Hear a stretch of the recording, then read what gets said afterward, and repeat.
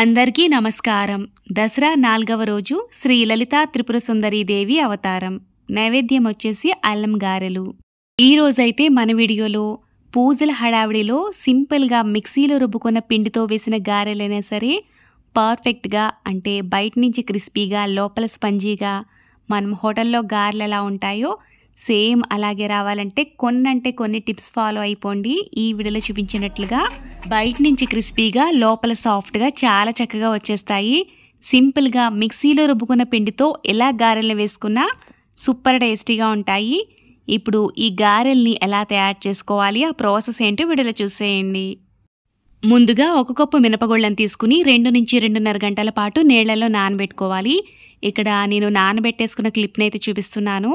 ఇలా నానబెట్టుకున్న మినపప్పుని శుభ్రంగా వాష్ చేసుకుని మిక్సీ జార్లోకి వేసుకోవాలి. ఇందులోకి 2 ఇంచుల అల్లాన్ని ఇలా చిన్న ముక్కలుగా కట్ చేసుకుని వేసుకోవాలి. 3 వరకు పచ్చిమిర్చిని తగినన్ని నీళ్లను వేసుకుని మెత్తగా మిక్సీ పట్టుకోవాలి. వీడియోలో చూపిస్తున్నట్లుగా ఇలా మెత్తగా రుబ్బుకున్న మినపపిండిని బౌల్లోకి తీసుకోవాలి. గారెలు హోటల్ స్టైల్లో క్రిస్పీగా రావాలి అంటే ఇందులోకి 2 టేబుల్ స్పూన్ల వరకు సుజీ రవ్వను వేసుకోవాలి. మనం ఉప్మా చేసుకుంటాం కదా, ఆ నూక.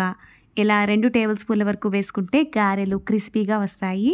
రుచికి సరిపడా ఉప్పు వేసుకోవాలి. మిక్సీలో రుబ్బుకున్న గారెలైనా సరే గ్రైండర్లో రుబ్బుకున్న గారెల్లాగా గుల్లగా రావాలి అంటే విస్కర్ కానీ గరిటె కానీ తీసుకుని ఇలా 1 డైరెక్షన్లో కలుపుకోవాలి. ఇలా కలుపుకోవడం వల్ల లోపల ఎయిర్ బబుల్స్ అనేవి ఫామ్ అవుతాయి. 4-5 నిమిషాల పాటు ఇలా కలుపుకుంటే పిండి క్వాంటిటీ కూడా ఇలా కొంచెం పెరుగుతుంది. చూసారు కదా, పిండి కూడా ఇలా మనకి కొద్దిగా ఎక్కువగా అవుతుంది. పిండి అయితే రెడీ అయిపోయింది గారెలు వేసుకోవడానికి. గారెల పిండి అనేది ఇలా నీళ్లలో వేస్తే పైకి తేలాలి. పిండి ఇలా ఉంటే గారెలు అనేవి మనకి పర్ఫెక్ట్గా వస్తాయి.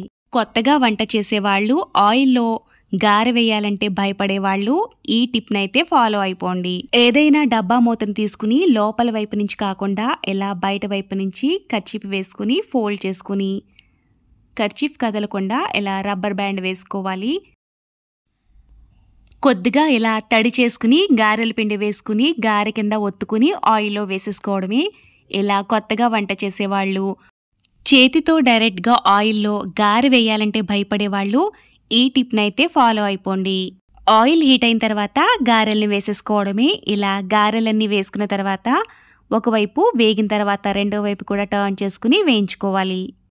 2 వైపులా మంచి రంగు వచ్చే వరకు గారెల్ని వేయించుకుని తీసుకోవాలి.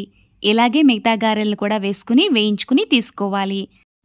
సింపుల్గా మిక్సీలో రుబ్బుకుని వేసిన ఈ గారెలు బయట నుంచి క్రిస్పీగా లోపల స్పంజీలా చాలా చాలా టేస్టీగా ఉంటాయి. తప్పకుండా అయితే ఒకసారి ట్రై చేసేయండి. పూజల హడావిడిలో ప్రసాదాన్ని ఇలా క్విక్గా ప్రిపేర్ చేసుకుని మీకు ఎలా అనిపించిందో ఒక కామెంట్ చేసేయండి. ఈ వీడియో కనుక మీకు నచ్చితే లైక్ చేసి ఇలాంటి మరిన్ని వీడియోల కోసం కొత్తగా చూసేవాళ్ళైతే ఛానల్ని సబ్స్క్రైబ్ చేసుకోండి. Thanks for watching.